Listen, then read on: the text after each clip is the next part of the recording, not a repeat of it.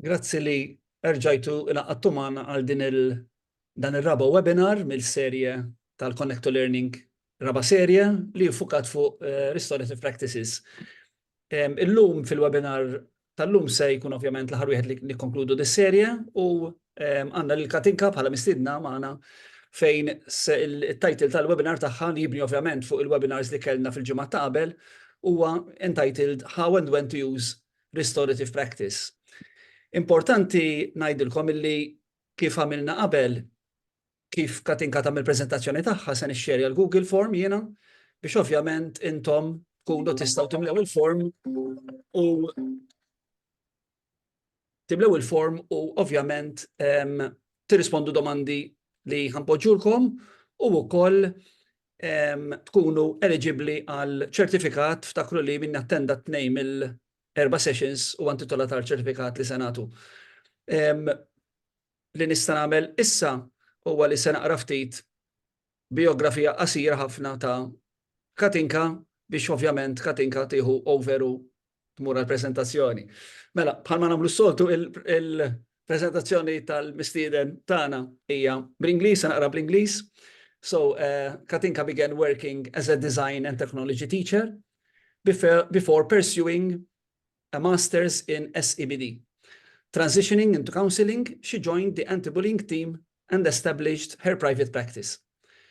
Further training in restorative practices rounded out her expertise.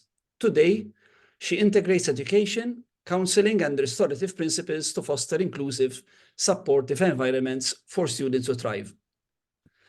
So, b'dik l-introduzzjoni qasira ta' Katinka, nħalli fidejk Katinka, u we look forward ħafna għal prezentazzjoni u għal diskussjoni ta' wara prezentazzjoni li settina. Grazie ħafna. Thank you.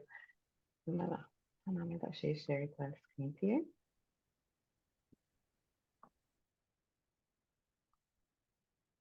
Nkita.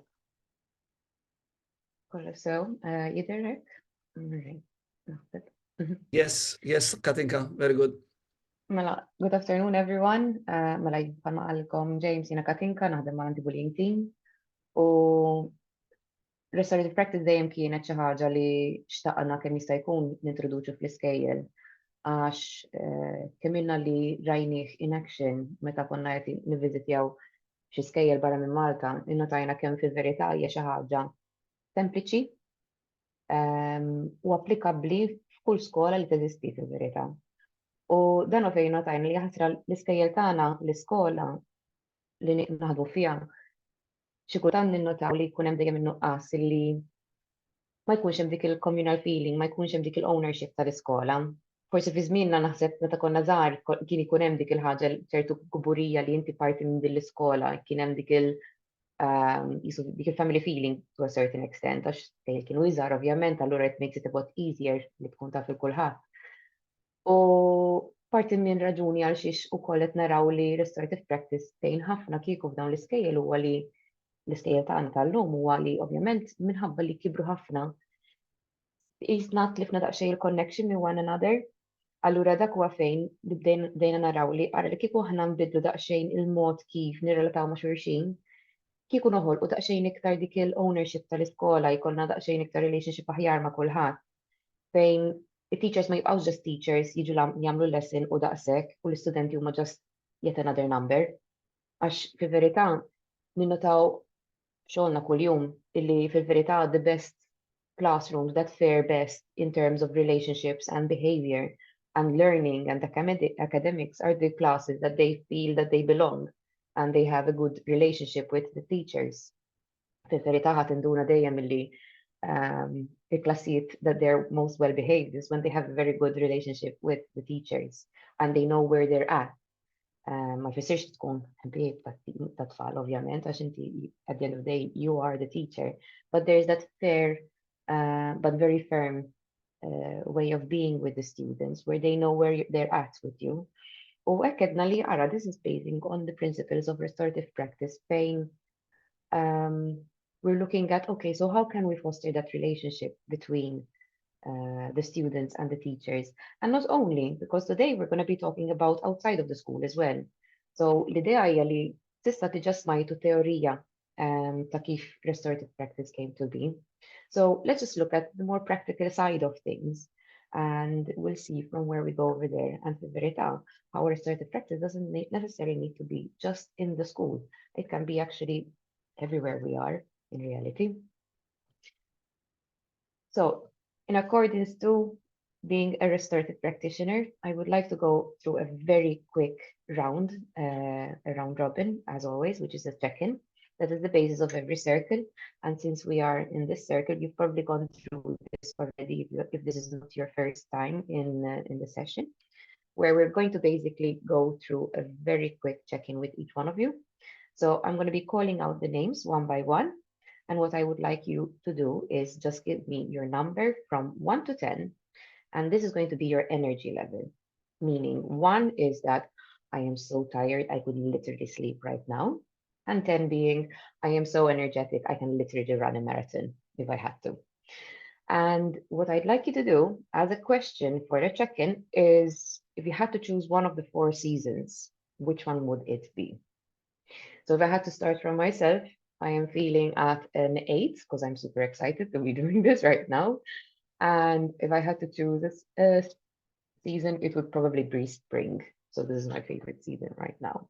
And we're just going to switch on to a grid look so that I can see everyone ahead of me. So can we start from Laura Formosa, please? Okay, good afternoon, everyone. Energy level, I would say 5 or 6. Had a very busy day this morning, doing activities with children at school. However, I'm still feeling quite okay, so I would say 6. I think when it comes to seasons, I will choose summer forever. Thank you. Thank you, Laura. Jessica Cremona? Good afternoon, everyone. Mena energy level, I think today 7, something like that. Seasons, I don't like summer, so I would choose winter. Fantastic. Thank you, Jessica. Ilania Schwerer?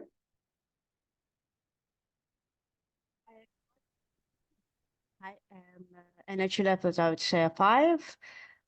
Definitely summer. Brilliant. Thank you, Ilania. Angelica Leia?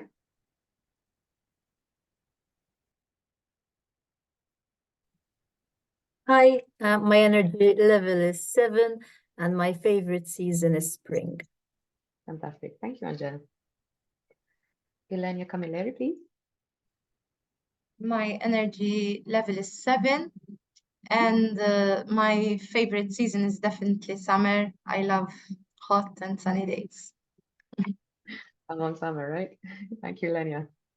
Diane Marie? Energy levels are about 6-ish at the moment. My favorite season would be summer. Fantastic. Thank you, Diane. Tanya Kauchi? Good afternoon. Energy level 7. Favorite season would be spring. Fantastic. Thank you, Tanya. Nikki Atsapardi? Hi. Energy level between 1 and 2.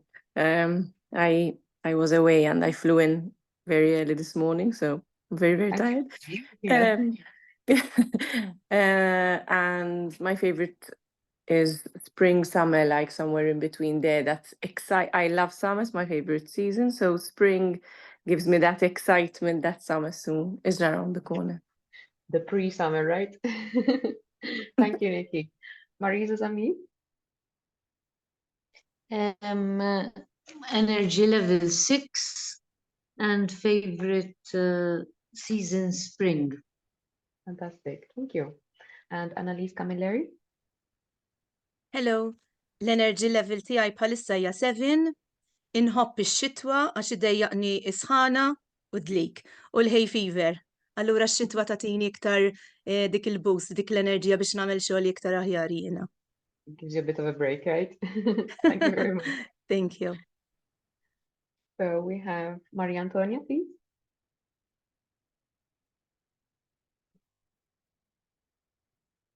Okay, maybe she's not here right now. It's okay. Stephanie Ashak. Hi, Energy level at the moment around 8, and my favorite season, definitely winter. The colder, the better. Fantastic. Thank you, Stephanie. Radia and Saliba?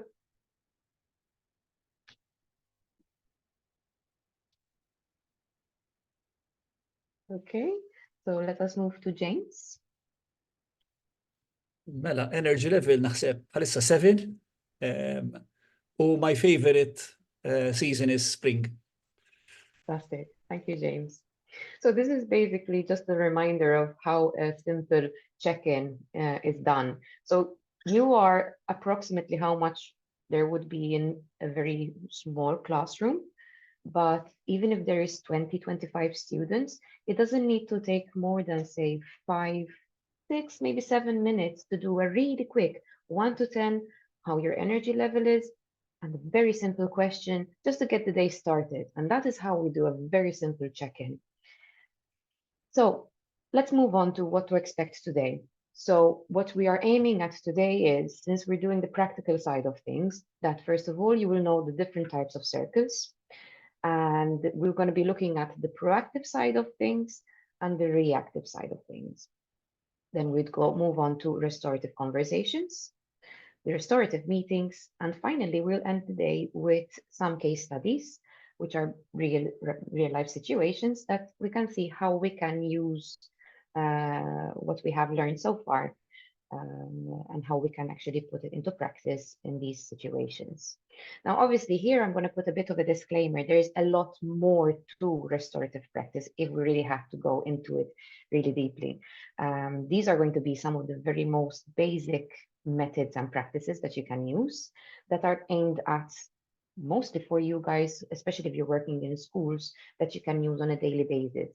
Because in reality, restorative practice is a very, very vast topic, and there is very many types of ways you can use restorative practice, especially when we're talking about outside of school premises.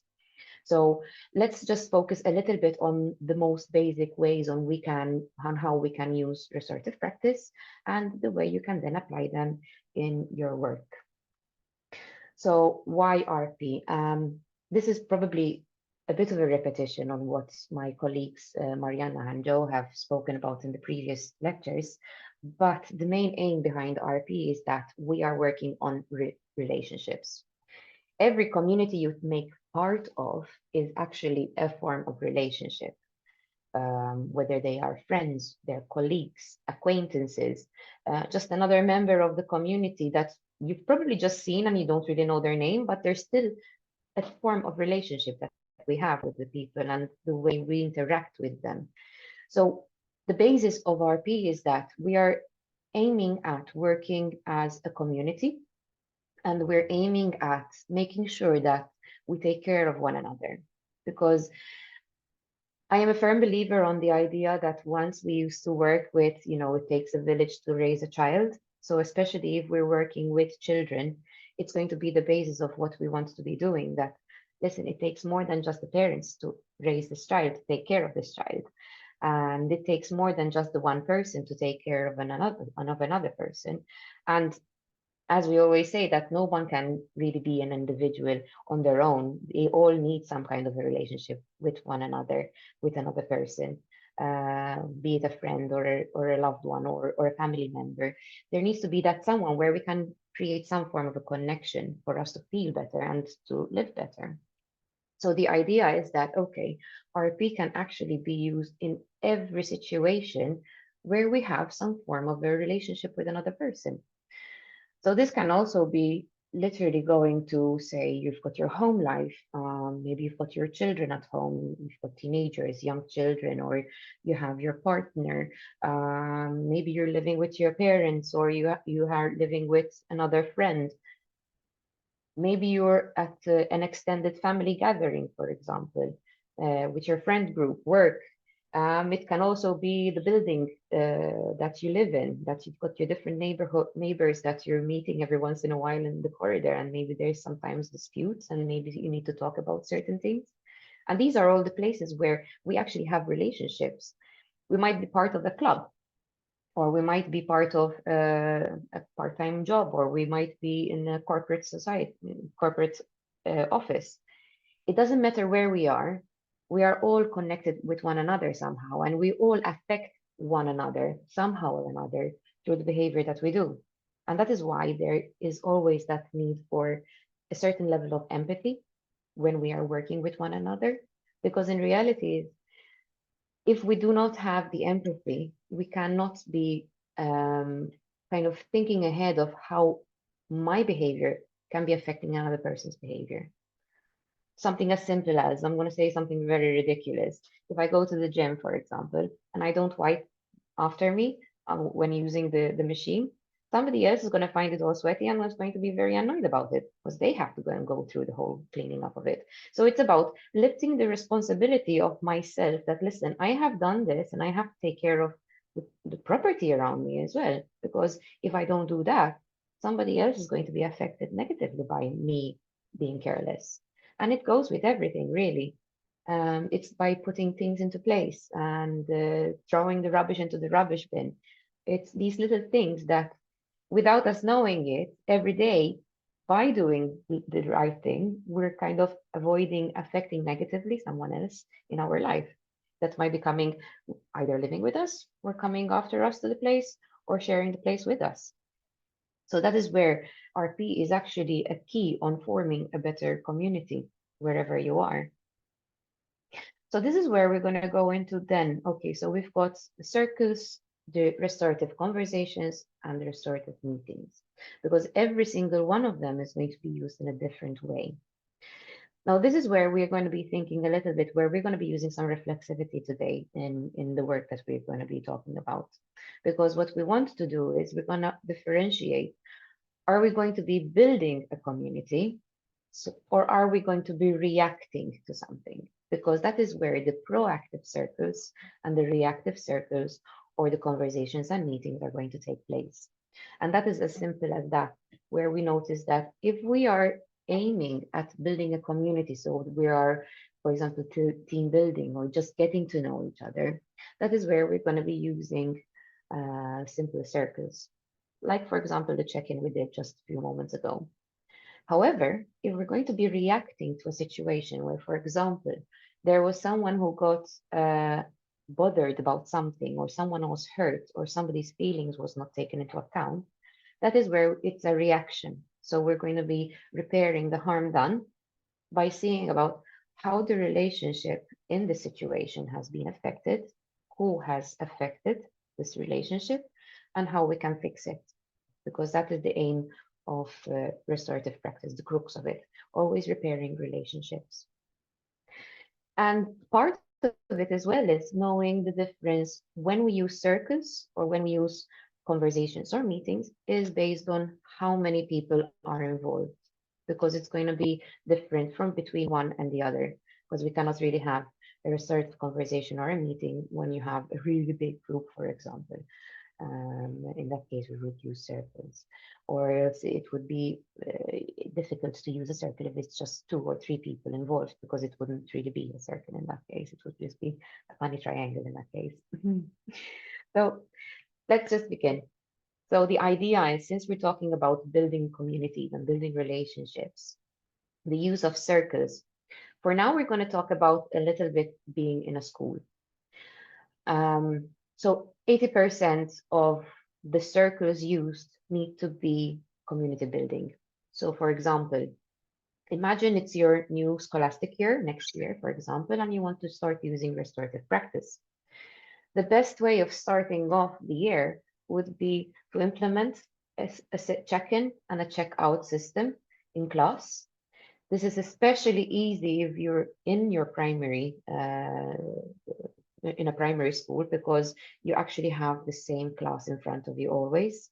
So it's easy, for example, to say, listen, if I'm constrained by time, I'm going to do a check-in on Monday morning and a checkout on Friday afternoon. However, if time is not that much of a constraint, and as you've noticed, the check-in only took a few minutes. So if we're looking at, say, we are investing a few minutes in the morning and a few minutes lasting during the day before dismissal in checking in and checking out, the kids are getting used to, first of all, that there is this system where they have a space where they can talk. And they're also getting used to the fact that, okay, so it is not just a one-off thing, it is actually a pattern. So kids will automatically start getting used to first thing in the morning, they get into their circle and they're waiting for you once they get used to it because it becomes a habit. And even getting through the circle will be super easy. Now, this is where I do want to point out one thing. Since we are online, obviously, we are missing out on the possibility of going through the proper circle as it should be, because part of being in a circle is also having a talking object. Now, the talking object could be literally anything. It could be a soft toy, it could be a ball. Ideally, we usually recommend it be something soft, so that if it is thrown, nobody's going to get hurt, but it can literally be anything. And that is why we say, okay, once we do have this talking object in hand, each student would know that, listen, the person who has the talking object is the person who is talking. And this is a very important aspect of it because it helps the students who tend to talk a little bit too much to start learning how to calm down and at the same time wait for their turn. And also notice that we cannot take up too much time because we will be taking up the time from another person, and that's not fair. But at the same time, it is also hearing the voice of the students who are usually just sitting down over there, really shy and never really participate in much. It doesn't mean that they're not listening or anything, but sometimes they're just too shy to speak up. So you're giving them a place where, first of all, you can hear their voice, but you're giving them a very simple instruction and a very simple question that they can answer that doesn't require a lot of thinking in the beginning, because we're keeping it safe and we're keeping it simple for them to participate. And this helps the students who are really introverted or who are really shy to start feeling that, actually it's safe for me to speak over here because everybody's speaking and it's okay. And I'm not going to make a mistake because this is not a trick question. This is not, say, a maths question that I might not be too confident about, because it's, asking what's your favorite season is a very simple question. You don't need to feel confident to answer that. And probably what happens is when you do a check-in and a checkout, the questions are aimed at the kids actually getting to know each other a bit. By the simplest of questions, they start saying like, look, even me, I like summer as well. I like summer because of this, and I like spring because of that. And that creates a conversation between the kids. So for them to get to know each other better in the beginning of the year, especially if they are from mixed classes and they have not been together yet, perfect way of getting them sorted to get to start knowing each other better. And it builds such an easy community in such an easy way. So this is where the questions wouldn't just remain simple though in the beginning. Now, what I'm going to do over here is I'm just going to go very quickly to stop share, and I'm going to show you a very simple list of questions. So I'm going to share you the page again. Okay. So this is some of the questions that you can use in Restorative Circle. So we always start with the simple ones first when you're building the community. You would start from something so simple that, do you prefer one thing? Do you prefer an ice cream or do you prefer a waffle? What's your favorite season? What is your favorite time of day? Do you like swimming or do you prefer, I don't know, cycling? And if you had 100,000 euros or 1,000 euros, what would you do with them? These different things. And most importantly, then we start adding on and we say like, okay, if your best friend had to describe you, how would they describe you? So we start actually building on some of the difficulty then onto it. But this is then where we can actually look at. So from the safe questions, so the very simple questions that really that you don't have to really think much about it, we start actually going into what values the students have. And this is a very important aspect because we're giving an opportunity then for students to actually start using some reflexivity. So they're reflecting on certain things. So, for example, give me an example of when someone has been kind in your life. Can you think of a moment when you were really happy? Or can you think of the last time you felt really supported? And these are moments where the students actually get to know each other on a much deeper level. So that is why we start from simple questions and then we start adding on to the if I can call it, the level of difficulty in the question. But it's not so difficult when it is just really using more reflexivity. Eventually, we can go into, for example, some stories that they have. Say, can you remember a happy memory? Or can you give me a moment where you really laughed a lot? So this is where it might take just a little bit more time because the student might have a short story to say. And this is where you actually start getting the student even more comfortable with each other because they might start sharing these stories. And then we can go on to, for example, some achievements that they've gone through. What's your favorite part of what you've done? For example, is there a goal that you have achieved, or is there something that you really want to work hard towards? For example, when was the last time you felt really proud about something you've done? And these are the kind of examples that they can feel really proud to actually share sometimes with each other, and sometimes they might be really eager to share with each other. And finally, we can then go on to when there is behavioral conflict and see how they can actually work through thinking about, like, okay, the one thing that really makes me annoyed, or getting to know about, imagine you had a conflict, what would you do about it? Who would you speak to, for example? Or if there is if there is a rule in school and you would like to change it, what would it be? And if you, for example, see something happening that you're not quite okay with, how would you deal with it? And these are the little differences between one question and another, where you can start seeing that we're actually building on the relationship, because this is where you're giving the students the good basis on working. They can really talk in a safe environment, because by now they would have gotten used to each other very well. And this is where they would actually be comfortable enough with each other that they can answer certain questions. And at the same time, they're building a relationship between them because they get to know each other. But at the same time, they're building on the idea that, teacher is actually interested in these questions about us. They want to get to know us better. And this is where they can actually feel that they're supported in school, because for a teacher to get to know these things about them, it takes some investment in time, but it also shows the students, I'm interested in you. I want to know you better because I'm going to be working with you the next year. So I really want to get to know you. And that is where they start feeling a better bond with the school in itself and makes them more happy to come to school. Now, this is where I will put a bit of an asterisk. It's a bit more difficult in secondary school because obviously, if you are a secondary school teacher, it's understandable that you cannot be going through this when you have just the one lesson, for example, a 45-minute lesson. But this is where, for example, I would invite, for example, form teachers. I know that there is form time and a simple check-in and simple check-out, for example, or just a simple check-in in the beginning of the form time and the last form time that there is during the week can be done.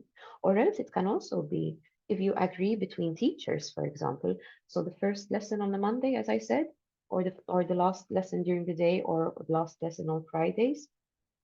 It can easily be done some way or another, especially if you're a core teacher, for example, or core subject teacher, and maybe you can kind of start the week and end the week this way. It would be a way where you can actually build the team that you have in front of you and work on that relationship. Now, let's go back to the presentation. So we'll be speaking a little bit on the basis of the check-in and the checkouts circle. And this is the most proactive way of using your RP, because this is the basis of it. This is the basis of how we start building on the community. So let's just go through what types of circles there are, because it doesn't matter whether it is a proactive or a reactive circle, you would be using certain styles in the circles. The basic three circle types are the go around, popcorn, and the highly structured circles. I'm going to be explaining one by one which ones are which. Obviously, then these are parts of where you would notice that, okay, we're going to be using perhaps only one style of circle, or you might be actually using a mixture of, especially when it comes to problem solving types of circles. That is where you would be using more than one style into one circle. So let's go to a go-around circle. So basically, a check-in would normally always be a go-around circle, because you would be literally giving the talking object from one person to another next to each other. It's basically a round robin, and you are talking one after the other, waiting for each other to have your say at saying something. Katinka, Yes.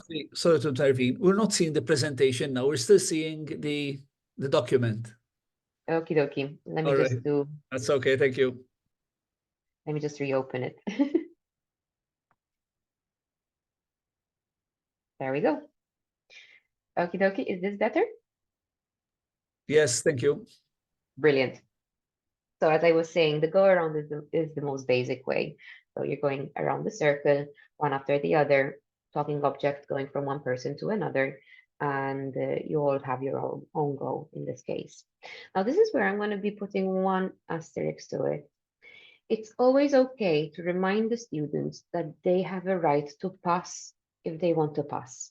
For example, say somebody's having a really rough day and you're asking them, I don't know, what's your energy level from 1 to 10 and what's your favorite color, or what is your favorite ice cream flavor? If they're really having a rough day and they're really not okay, they have every right to say, okay, today I'm not into it and I'm not okay. And this is where it gives you an indication, okay, somebody is not okay. I might want to one-to-one check in with that person and see if they're okay. So that is where it's always good to give a disclaimer to the students or whoever is taking part in the circle that, listen, you have every right to pass. It's okay. This is not a test. You'll not be in trouble. We're just going through this as it is. Very rarely do they pass, but there are moments where there might be someone who's just going through something, and that's okay, because we all have our off days after all, right? So let's go through what a popcorn circle is. So you'd still be in the format of a circle, and this would normally be followed by, so you'd still have done your check-in as a go around circle. And very often a popcorn circle would happen when you have a specific question that needs to be answered. So for example, you would have, for example, you had seen a video about, for example, a teacher wants to ask the class that she's noticed that the homework has not been done very well. And she's just very curious about what might be happening for the homework not to happen. So what happens in this case is that the teacher would throw the talking object between one student and another. Whoever puts their hand up that they want to speak up, you throw the talking object to them. They would say what they need to, and then they would pass it on and throw it to the next person who wants to talk. It might not necessarily be in order. It can be the object is being passed from one person to another. That's okay. That's the idea behind it, because sometimes, for example, it can be very daunting if you've asked them a very specific question, for example, that you're the very first one to be given the talking object, and you're like over there, like, oh, I don't know what to say. Obviously, the first thing they would say, like, oh, I passed. I'm too anxious right now to actually think about it. I've been caught off guard. So the idea behind the popcorn is it makes it simple or safe for a person to come up with an idea, because there's always going to be that one person who's like, oh, I know the answer to this one. Okay, I know how to answer this immediately. So you can pass on the talking object to the person who is first volunteering to speak up. And it gives the opportunity for the students who perhaps need a little bit more time to think about it. And maybe they get inspired by listening to what others are saying. So it gives them the opportunity to actually still speak up, but it would just happen at a different time. So it helps the students who are finding it a bit more difficult to speak up instead of going through a go around, that they actually speak when they are ready to speak. Again, and this is where it's perfectly okay for them not to speak up, not raise their hand. So in that case, it's like, okay, so they have nothing to contribute over here, that maybe there's nothing that they feel that it needs to be added more. Sometimes the answer, the question might actually have been already answered, so there is nothing more to add to it. And that's perfectly fine. Then the final type of structure to a circle would be the highly structured. Now, this is the type of circle that is not used as often and would not be often used in class. This is more of a situation where there is a problem that needs to be solved. Again, this can be used with students, especially when there is a big group of students. So as you can see in the diagram, so you would have two concentric circles of people sitting down. And what would be happening is that this is what we call the fishbowl circle. So what you have is a group of people in the middle, and you would have a person who has a problem. For example, there's a question. Say, for example, in a teacher's meeting, there's a teacher who has a difficulty on how to solve an issue with part of her lesson, for example, and she needs the help from other teachers. What would happen is that part of the inner circle would be the teacher who has the question, the facilitator, and a group of other teachers who would like to be part of the inner circle.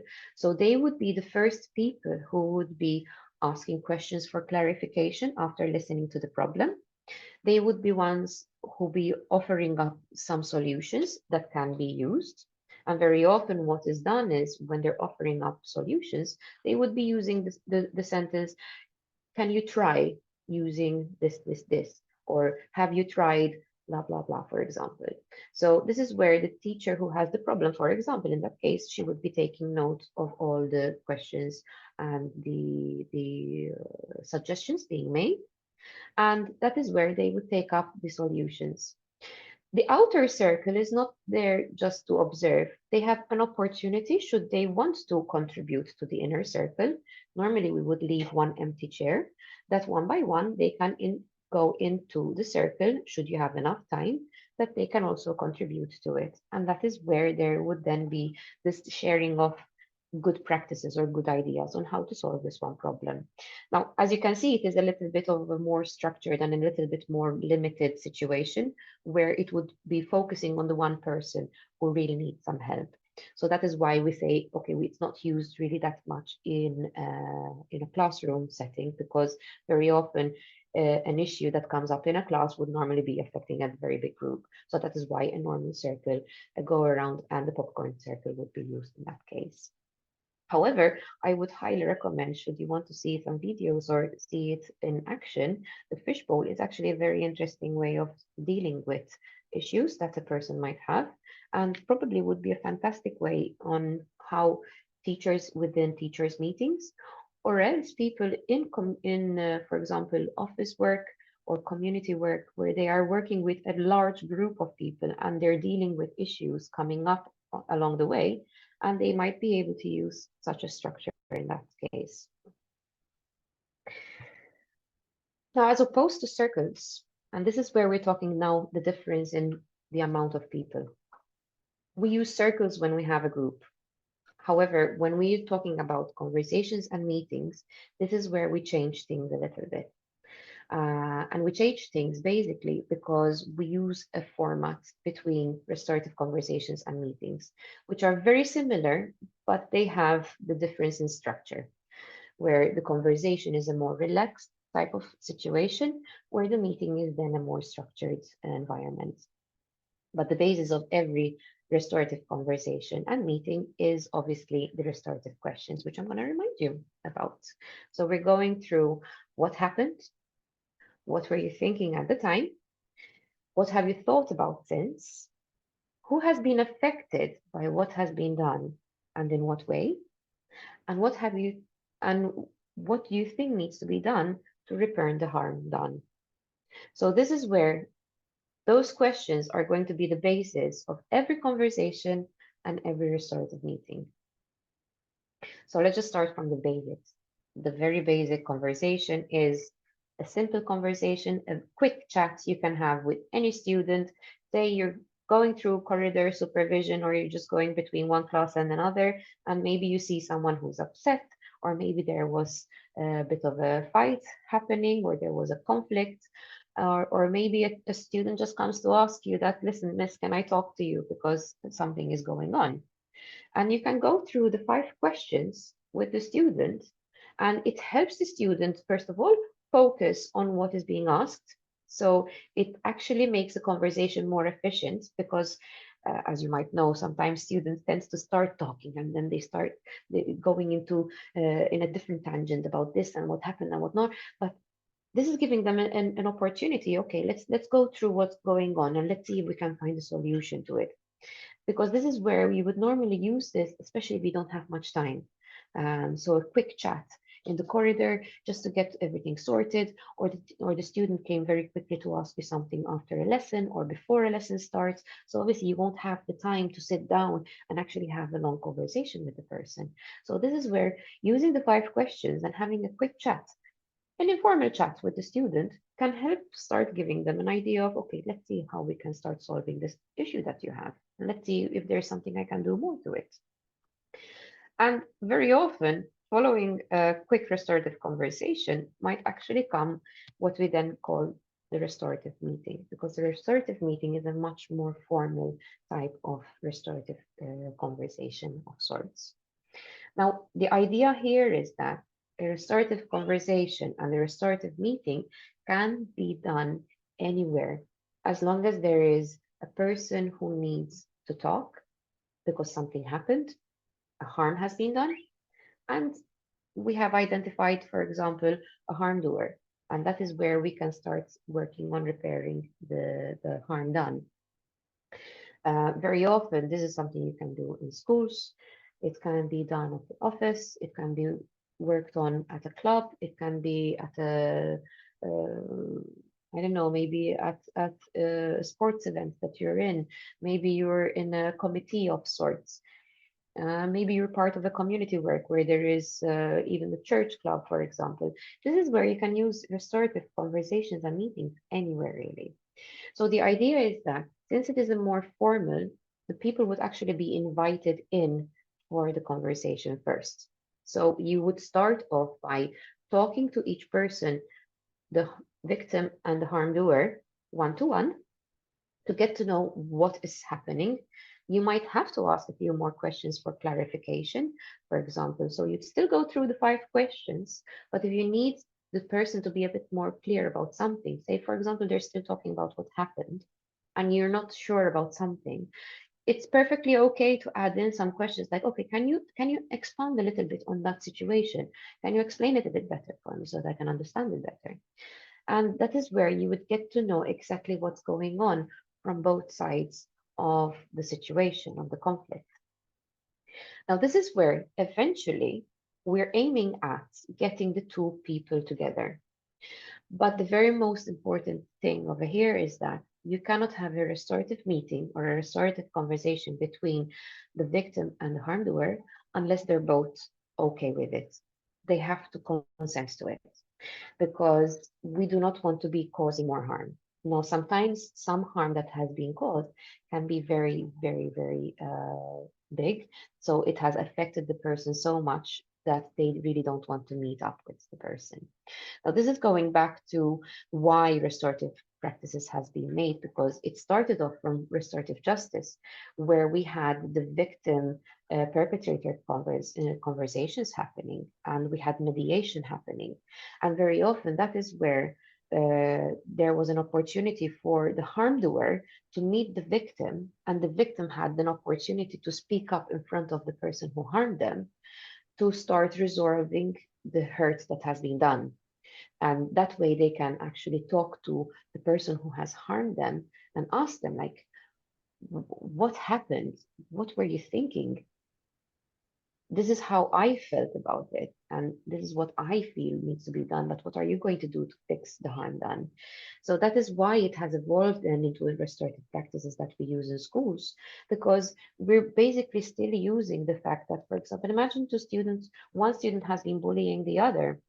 The victim might still be quite upset about certain things, and they might need a little bit more time until they feel safe enough to face the person who has harmed them. And that's perfectly okay. But eventually, we're hoping that through these conversations that you have one-to-one with the students, for example, it would give you the opportunity for them to feel safe enough that, listen, they're not in that victim role anymore. We're going to give them the opportunity to speak up in front of the person who has harmed them, and they're in a safe space, and they have been understood, and the harm doer has been spoken to and has understood that they have actually caused harm, and they actually want to repair the harm done. So we're giving the ownership of the responsibility to the person who has done something that has harmed someone else, and giving them opportunity to actually fix what they have harmed and be so cathartic to the victim, but also to the harm doer, because that helps the harm doer avoid re-victimizing someone else, avoid re-offending, and at the same time, it makes them think twice about doing the same kind of behavior another time, because they notice that I've actually affected more than just one person. I've affected quite a community. Because this is something that we've noticed when we're using restorative meetings with students, and we ask them, who do you think was affected and how? They sometimes don't realize that by affecting one person, they're not actually affecting the one person, the one victim that, for example, they teased or they hurt. They're actually not realizing that there is the parents involved, there's a teacher, there's the SMT, there's a guidance teacher, there's, for example, the anti-bullying guidance teacher, there's a social worker if they're involved, there's the brothers and sisters, there's the friends, and they don't realize the amount of people that get affected by this one incident. Because very often it's not just the one victim that there is. If somebody was teasing someone, I'm sure that the friends have been affected, the parents have been affected because they get offended as well, or they get upset about their child being upset. And once you get them noticing that, listen, you're not just hurting one person, you're actually hurting a community of people, it makes them think twice from wanting to actually do something similar next time. And that is why it is used very often, even in correctional facilities or in mediation when there is the justice system involved. And that is why it's a good place for all communities to use it. Yes, James. Katinka, sorry, Manaf, if you can conclude within 2-3 minutes. Yes, I know you might have more to say, obviously. Oh, I've always had quite a lot to say. Sure. Thanks, thank you. We are almost at the end yet. So, and the final one, I just wanted to mention it briefly. The family group conference is a very formal type when there is, for example, vulnerable children that need to go into care, and that is where social workers with police and the community setting would actually be working together to resolve an issue. But this is something that I'm just keeping it on the side now. Let's just go to the next. So what I wanted to conclude with is just a few case studies. And what I want you to do is, this is where you get to reflect. Now, you get to actually go through them if you want to think about how you might use them.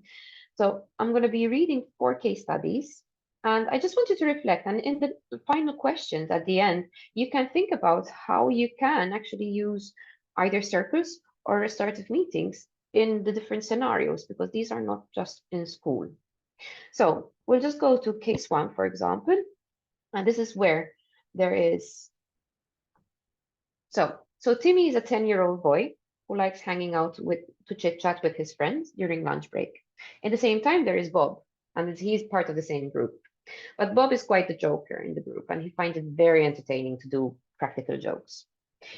Now, Timmy comes to talk to you one day because he has been bothered by incessant jokes towards him from Bob.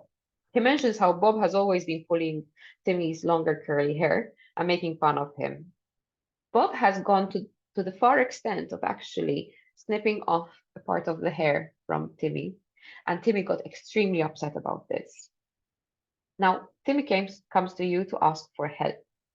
What could you do? Now, this is where you can just think about it.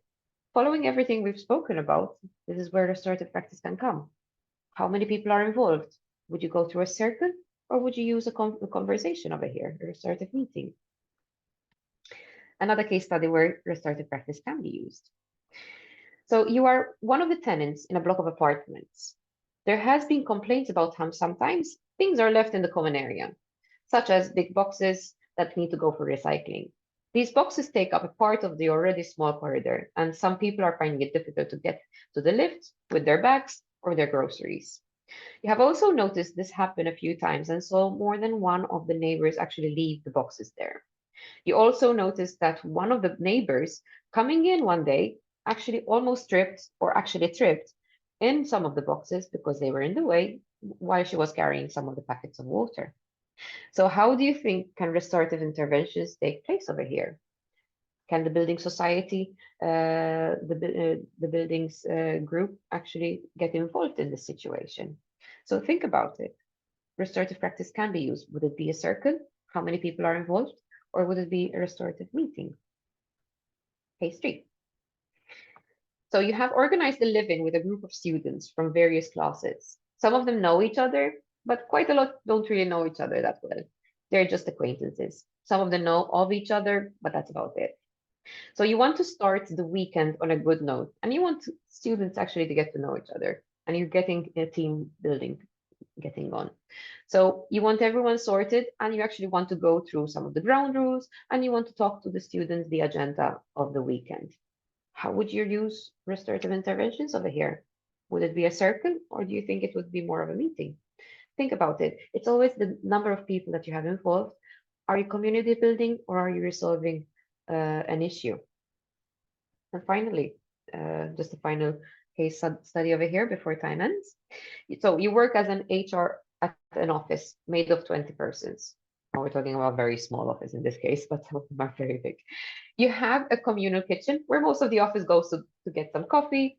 They put their lunches in the fridges, or maybe they warm up their work, their food and whatnot. And there is Gina, and Gina is finding her Greek yogurt always missing. Somebody has been helping themselves to it, and Gina becomes very upset about it and comes to complain about this. So through some find outs and looking through cameras and keeping an eye out, you notice that Jack was the person who was helping himself to her yogurt. How would you use restorative practice in this case? Now, these are some of the examples of how we can actually use that. Okay, is this a restorative meeting? Is this a circle? Could it be that we can involve the whole office in it by not pinpointing the one person, but also talking as a group? Or is it that you want to pinpoint the 2 people who have been affected and go through a restorative meeting and be concise with it and see how this can be resolved to avoid any further incidents in the future? So this is where I'm inviting everyone just to think about it. So restorative practices can be used in many different settings. So it's not just the school, and in reality, it can be used anywhere that you have anything to do with another person. So always remember the questions. What happened? What were you thinking at the time? What have you thought about since? Who has been affected by what you have done, and in what way? And what can you do to repair the harm done? So that is where my presentation ends over here. And before going to the checkout, we can open up the place for some questions, right, James? Yes, that's right, Katinka.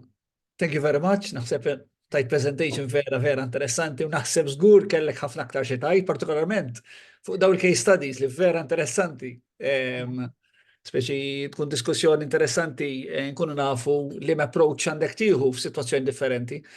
Ma nafx hekk hemm xi domandi, l-unika domanda li kelli mistoqsija li staqsiet Elenja, jekk hux forsi possibbli Katinka, id-dokument li rejt b'dawk id-domandi u l-prompts aktar qabel waqt il-presentation, jekk hux possibbli forsi you share it with the participants. Yes, of course. Even the presentation, I'm free to share it with anyone. Okay, so li nista' nagħmel jiena, I can then send it to the people who have been attending these webinars. I have the emails through the Google form, so if you can send them to me later on, nibgħatu mbagħad dak id-dokument u l-presentation lill-parteċipanti. Thanks, Katinka. Ma nafx hekk hawn xi ħadd trid jintervjeni, forsi jistaqsi domanda l Katinka fuq dak li semmiet, dak li qalet.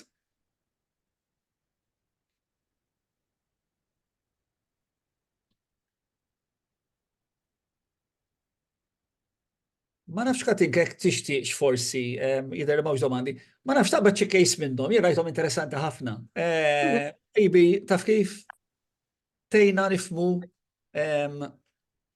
forsi wieħed relata daqsxejn aktar mal-iskola illi tejna nifhmu l-istrateġija għandna nużaw taf kif to restore the practice, basically. I mean, let's go to case one, which is a very simple thing, which is a very common situation. And these are actually cases that I have met with in my work, wherever I have been working, let's put it this way. So the most simple, very often what happens with students getting into conflict situations is when very often practical jokes are taken too far. And that is the most common situation, and where obviously one student doesn't realize that there need to be certain boundaries, and the boundaries are being broken between one and the other. So, for example, in this situation, since we know specifically who is the victim and who is the harm doer, this is where we would first obviously meet with each one of, for example, with Timmy and with Bob on an individual basis, one-to-one, because you want to first build on understanding exactly what happened, how did the course of events transpire, and at the same time, you want to see that, listen, you want to be asking Timmy, is he feeling okay enough? Should Bob realize that he has done the harm, that he actually faces him when there is this question? So once you have had the opportunity to work with each one-to-one, especially when it comes to the harm doer, you want to be working with Bob in such a way where you're giving him the space and the opportunity to actually reflect very deeply on how has the person been affected. So for example, if Bob has snipped Timmy's hair, maybe he had a particular haircut. It's going to take time until it grows back. It was not okay for him to do something on another person without consent. This person has invaded his personal space, and he has actually hurt him because it was a very big violation of his body. And he needs to realize that obviously when Timmy's going to go home with a lock of his hair missing, his mom is going to be really upset about it. His dad is probably going to be infuriated. And probably his brothers or his sisters are going to be upset about it as well, because this is where we need to help Bob to realize, okay, you haven't just hurt one person, you've hurt quite a lot of people. Probably his own friends are going to be scared of him now that, I don't know when he's going to take the scissors out and do the same to us. So we're going to stop trusting him. We're not going to want to be friends with him because he's taking things too far. He's joking too much and he's starting to annoy us. I don't think I want to be friends with him anymore. This is where we are helping the harm doer realize that, listen, by doing this one action, you have created a wave of situations that are going to be part of the consequence of what you've done.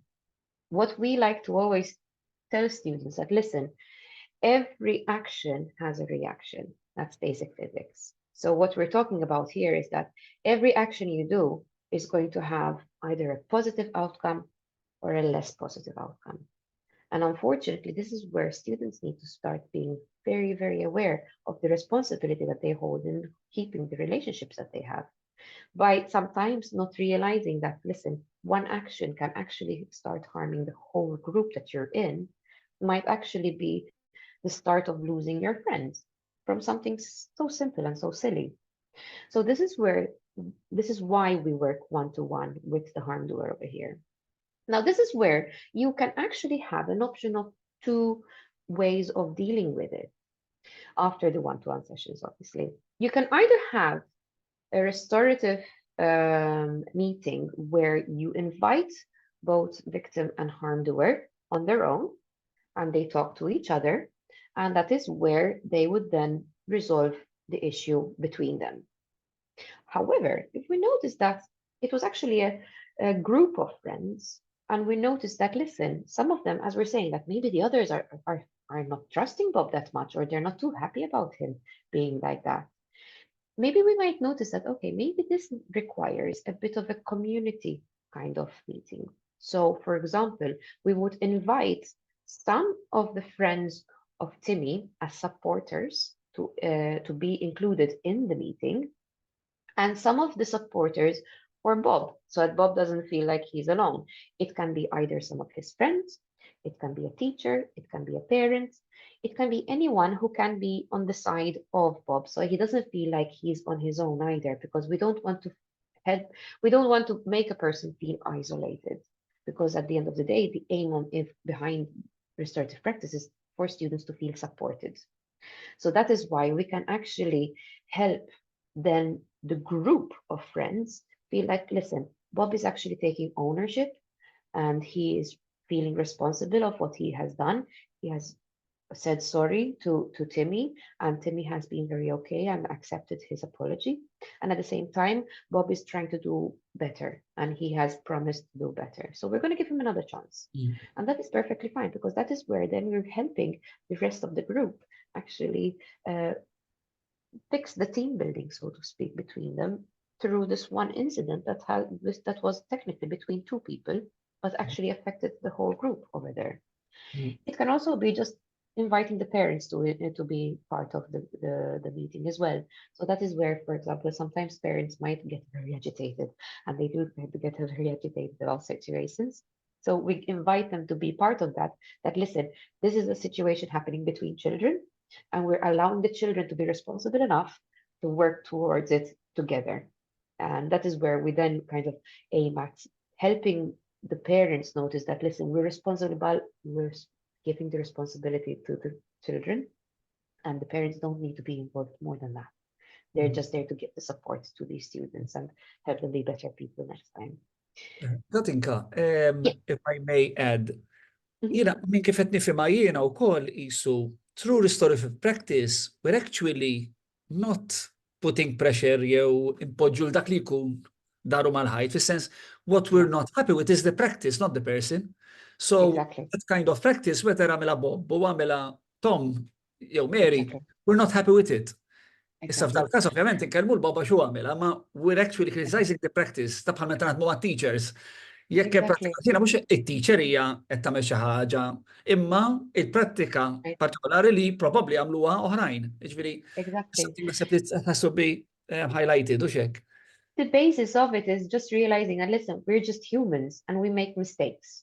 And just because we made mistake, it doesn't mean that we're a bad person. We just made a bad choice at the time. And we have the chance to actually repair the harm that we've done. As simple as that. Thank you, Katinka. Ma nafx hawn xi ħadd li forsi nieħdu l-aħħar kumment jew domanda. Ma xiex ħin qabeż imma ma jkunx inżomm dak li jkun li forsi għandu appuntament jew xi ħaġa oħra wara. Irċivejna forsi nistgħu malajr naraw ma jekk hemm xi ħadd jintervjeni, jiġifieri feel free please illi tistaqsu domanda lil Katinka. Waqqaft ftit żgħira ix-xejn biex naqsam ftit ir-responses li għandna hawnhekk kan inżel hawn isfel għad-domandi li staqsejt, Katinka. I think you can see the replies here. So most of them believe that it's applied to all the above. Naħseb jiena wkoll kont wieġeb meta rajt id-domanda. U interessanti risposti ta' hawnhekk, list down the communities you feel restorative circles could be used. Hawnhekk għandna the classroom, school, family, Yes, brilliant. Because the idea behind that question was that the person gets to stop and think a little bit. Just think about how many communities you actually form part of. It's quite a big amount of communities. They don't necessarily all interact with one another, but you're still the common denominator in them. So you get to use it if you want to in all the places where you feel you might need to work on it. U għanna ġviri eżempji ta' departmental meeting, if I'm with a group of teachers, that is one example. Tajjeb? Okay, ma nafxaw xi kummenti jew jiena ringrazzjak ħafna Katinka, it was a very interesting session, ħafna insights illi u naħseb jekk tibatilna l-presentation dak li jkun jista' jidħol daqsxejn fiktar forsi jekk hemm fit-textit. fuq I ċertu will also affarijiet, ovvjament. references as well for you to perhaps go into some websites where you can find a bit more information that is more pertinent for schools especially. All right. Thanks very much, Katinka. Ningrazzjakom ovvjament min kien illum magħna u ħafna minnkom kienu magħna għal dawn l-erba' webinars. So xi ħaġa tajba li għandna udjenza li kontinwament segwiet din is-serje. Ningrazzjakom ħafna li naqgħodtu magħna għal dawn l-erba' sessions. Grazzi Katinka, grazzi t-tim tiegħek, il-Joseph, il-Joe u l-Marianna li kienu magħna fil-ġimgħa ta' qabel għax naħseb all in all it was a very, very good and very well focused series. Thanks Katinka u thank you l-kulħadd tal-partiċipazzjoni tagħkom u l-komplement tal-lejla tajba. Thank you.